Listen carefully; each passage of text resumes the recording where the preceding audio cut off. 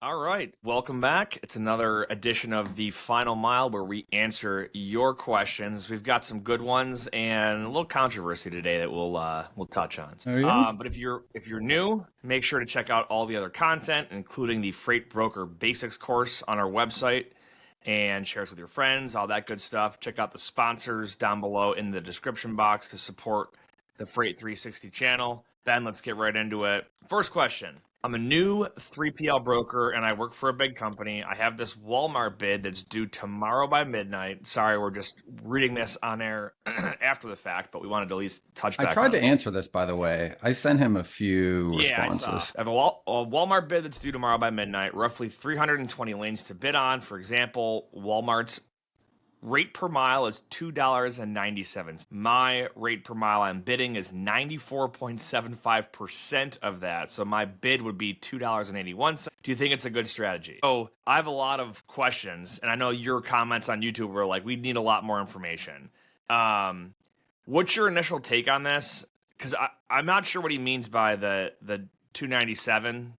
That was the first thing I asked, but I'm going to assume that what he found somewhere or came up with was this is what we think the average they're rate per paying. mile is what Okay. Walmart's paying. Is Yep. like it's kind of like where I think you have to start, and I'm like, okay. Pretty high So rate then regardless. yeah, and it also kind of makes sense the rest of it if you make that assumption in the sense that like he then says, I'm gonna do like 97% of that. And it's like, oh, so if he expects them to pay whatever that number is, he figured, hey, I'll knock 3% below that. He went like And then 5% below. Yeah, it's I'm pulling it up. 94.75% of it. Okay, so he wanted to, underbid. If that's what he thinks they're paying across the average, then he was going to try to, I guess that was the competitive edge. But the questions, I think my first thoughts are, he said he worked at a large brokerage, I think. And I'm like, okay, so Yep. somewhere in their internal data, I guess they feel like, or he came up with, or whoever's teaching him how to do this said, like, this is where I think we start. But your first point was my first thought of like, that is a lot of money across that many lanes for a company of that size. Like, I would not expect Walmart to be paying an average of just below $3 a mile across 300 some lanes. Yeah, here's what I would say. Like for any bid in general, if you're gonna, first of all, if you're a new broker, he's a new broker at a big company. Bids like this, Walmart specifically, it's kind of a sucker's game. Like it's a race to the bottom. They're a slow paying, low margin customer on average.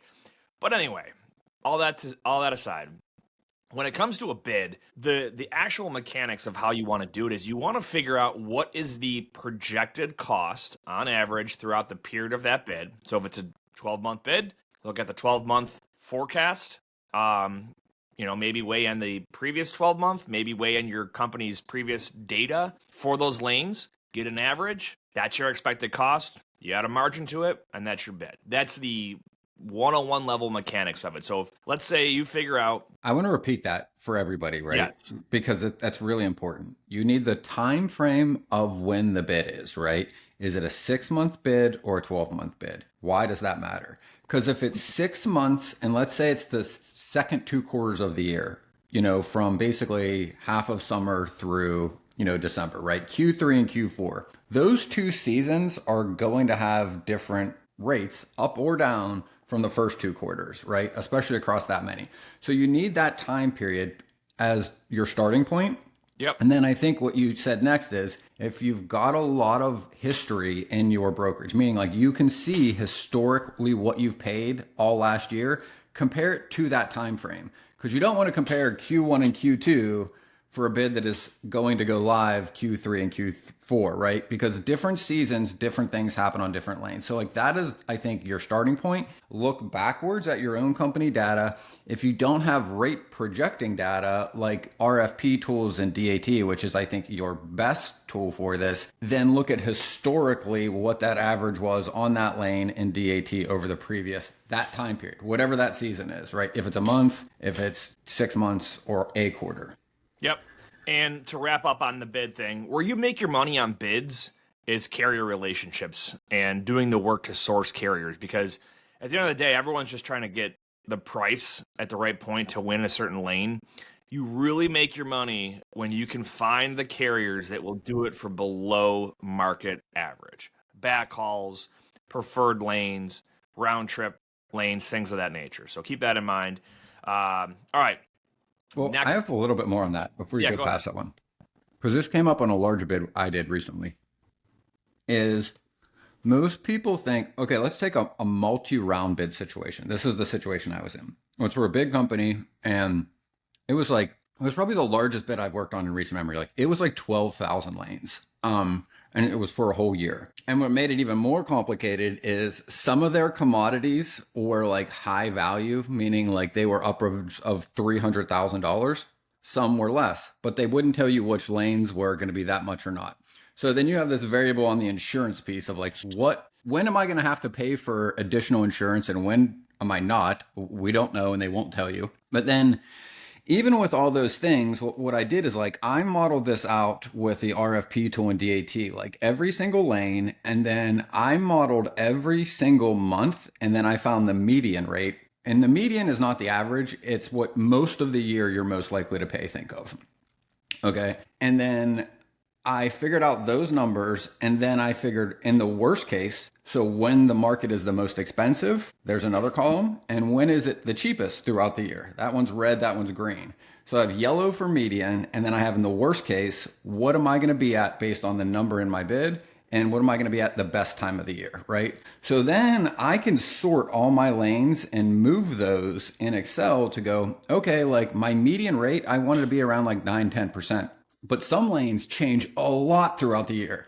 So then I look and I sort by the biggest losses at the most expensive time per year. So then you sort by the high price. And some of them I'm like, oh, great. Like I am not okay losing $1,000 even if we're making 250 most of the year for like a whole quarter. So like I got to adjust that one up. And you can kind of play with those until you get pretty comfortable with what you think is going to happen. And then this is what bit me in the ass. And this is why I'm telling this story is that we were best in class on like 25 or 40 lanes, somewhere around there, right? Like 40 or 50 lanes, which we figured like, hey, like that's enough for them to bring us in because we've never worked with this company. We aren't an incumbent. We're a new broker partner. So we're like, okay, if we're cheapest on 50 lanes, like they're going to want to work with us, right?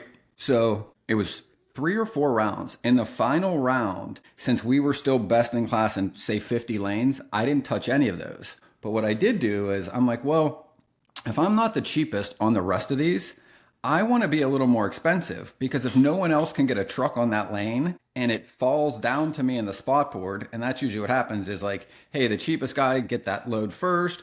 But say the market moves and it gets really expensive unpredictably, everyone else's bid is too low to go cover that load anyway. So I'm like, okay, my strategy is I'm going to make all of the rest of these lanes another 5 or 10% higher. So like I can actually get them capacity if and when they need it.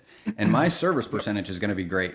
And then here's where it killed me. We didn't get onboarded. And they said the other thing they do, and this is common with really big companies, is they take all of your rates on all of the lanes and compare it to everyone else's rates. And they said, well, you were cheapest on 50 lanes, but you were, I think, like 40% more expensive than everyone else on the rest. So then looking at your consistency. Correct. And Wow. I basically pushed myself out of it. And I talked to the person about it. I'm like, this is why I'm I've doing used this. the same strategy as you before. Like Yeah. that's like common practice. Like my mentality is Yep. like on these other lanes, might as well go high on them. Like worst case Not getting them scenario, anyway. you just don't get Yeah. awarded them. Best case scenario, if you get one here and there, you make some good money on it. So that's Yeah. interesting.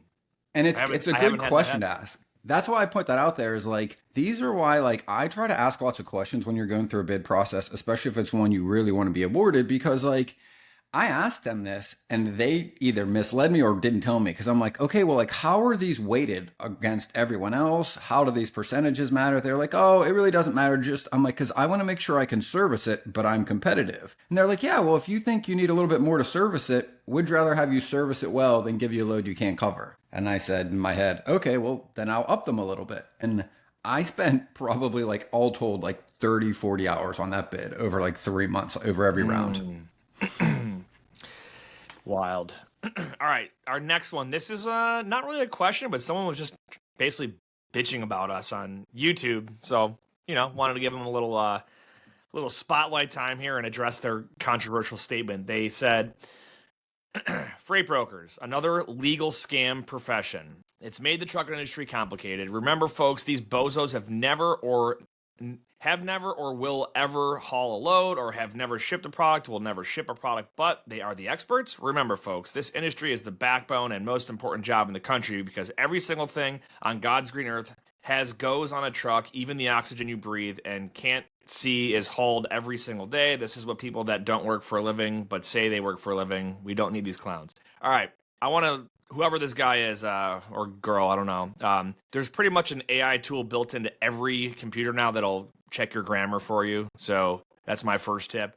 But secondly, here's what's funny is, my brokerage has a trucking company associated with it, right? You've worked for companies that are the same thing. So it's like, we're brokers, but we're also a carrier. Like, I think a lot of people don't understand that, like, it's two different facets of the industry. There are some brokers that don't have a trucking side, but a lot of people that get into brokerage have driven a truck, have been a dispatcher, have worked on that side of the industry. And I would encourage you to go check out any of other content that addresses where brokers come into play. But the reality is, I'm going to assume, based on the lack of business acumen and intelligence and grammar, that this person is probably an owner-operator or a leased-on driver or whatever, okay? It's because of brokers that you have business. It's because of brokers that you have freight to put on your truck every single time you want to drive. It's because of brokers that you can find rates paying as well as they do in certain lanes, because we are the sales force for the small to medium-sized carrier. We are the business development for the 90% of fleets that have 20 or less trucks. So I've worked for a shipper, I've worked for a carrier, and now on the brokerage side. So I've done all three, and a lot of brokers have done both sides of the industry and continue to do so. What do you got? What's your hot take here, Ben? I'm not going to give this guy too much attention, but I'm going to answer it from the other way, in a sense, to explain what you said. Here's why. Let's just say you're a trucking company of less than 10 trucks, or less than 5, or 1, or less than 20. If you've ever hauled a load, let's say for a company like Walmart, for a company like Cargill, or any of these large shippers, right, that most of these small carriers have pulled loads for, right? Without a broker, here's why you would have never been awarded that lane and never been able to access that shipment or to be able to move that load for that company. Because those large shippers, one, do not have the procurement department to work with that many trucking companies. Meaning, like, they are not going to pay and set up 100,000 or 200,000 trucking different companies. vendors. Yeah. The second thing is, one, it would be incredibly difficult for them to make sure they're paying all these companies correctly, on time, and for the right things. The next thing that they don't have the ability to do and don't want to do is they don't have the sophistication to be able to reconcile, vet, and confirm that the trucking companies that are picking up their loads either have updated insurance, are the company that they say they are not a fraudulent person impersonating a trucking company. They don't have any of those tools, that understanding, or the setup to do any of those things. And then finally, right, like, all of the loads that are ever available to just make a phone call and pick up, to your point, only exist. The entire spot market exists because freight brokers exist. If you take out all of the freight brokers,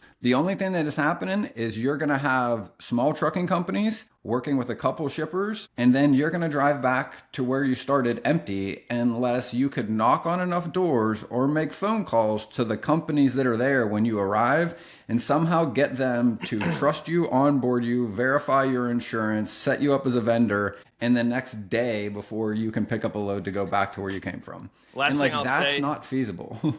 Yeah, the last thing I'll say on that note too, if you don't like freight brokers, don't use one. You don't have to work with them. Go get your own. Nobody's freight requiring anybody to. Yeah. Just go get calls. Business direct. Yeah. There's no requirement to use a broker. Let us know how that works for you. All right. Lastly, it's a two-part question. What are good and bad gifts to give your customer as a token of appreciation, and what are good and bad posts on LinkedIn, Facebook, Instagram, etc. to get views and leads. Gifts. I don't know of a bad gift unless it's expensive and, you end up not getting a return on your investment. Dude, I'll tell you a funny story about a bad gift. Okay. So this is back in my TQL days. And I was sending my mother flowers for I think it was like her birthday or something, whatever it was. Maybe it was Mother's Day. And somehow the flower company, 1-800-Flowers, or whatever I used, gave me like for free a second, order to send to somebody. So like I literally had flowers that I could send for nothing. And I'm like, ooh, I don't have anyone to send them to. So I had a customer who was a trucking company and a broker. And there was a woman that worked there that like I worked with a lot, talked to every day, and was friends with. And like she was like married or anything. So it was anything but professional, you know what I mean? But I'm like, oh, like this would just be nice. Like, hey, appreciate the business. Nice working with you. And, like whatever kind of desk setup you send to an office, right? Mm-hmm. And I don't know how or exactly this played out, but I think her boss or manager saw that they were delivered from a broker at a brokerage and felt as if like I was either bribing them or that she was giving me favorable treatment, and I got no business from that person ever again. Okay. That's a first. Well, let's go to good gifts. I think it's the small gestures that say a lot. So literally a gift can be like a handwritten note at the end of the year, like, hey, happy holidays, happy New Year, Merry Christmas. Like just really appreciate it. It really is the thought that is the real value. Common ones like calendars, like stuff that like sits on someone's desk or in their office that they're going to see and associate with you, like calendars, little truck, like wooden trucks, stuff like that. Whatever they're into, you know what I mean? Like I've had people send me gifts, like literally one of the guys that we coached a few years ago sent me this giant Buffalo Bills like computer desk mat. It's like a mouse pad, but it's the size of my desk. And I have it to this day. Like I've moved houses and it moved with me because it's amazing and it's the Bills and I love the Bills. So I think it depends. What I wouldn't do is don't approach the bribery level where you're like, pay to play, because that'll get you in trouble. The second part of the question is the posts on LinkedIn, etc. Spammy is bad. What I would say that what works on social media is consistency and adding value. Like to keep it as general as possible. Writing articles, sharing your opinion, engaging, just becoming a relevant member of the social media community. I think it will add value. Will it get you customers? I don't know. Marketing's that one thing that everyone says like 50% works, 50% doesn't. The hard part is knowing which part is which. 50% you know what I mean? is which. I would say consistency and adding value is where I think people can do good on social media. You got any take on it? Question number one, I think, is a good, easy gift is find out whatever your customer likes to eat. And like on a Friday, once a quarter, like you can just send Uber Eats, which is a really appreciated one. It's super easy. It's like 20 to 40 bucks, depending on what you're sending. You send a pizza, sandwiches, Chinese food, whatever. Like that one, I think is one that goes a long way. Everybody enjoys, never gets wasted, and is super easy. And it's real time. It's not like ordering it and getting it to your customer a month later. I think you kind of said everything that was relevant related to like social media. It's engaging, it's being there, it's adding value over and over again and just being visible. And I think consistency is the thing that matters most. Add value, be consistent. That's going to go a long way. I like it. Final thoughts, Ben. Whether you believe you can or believe you can't, you're right. And until next time, go Bills.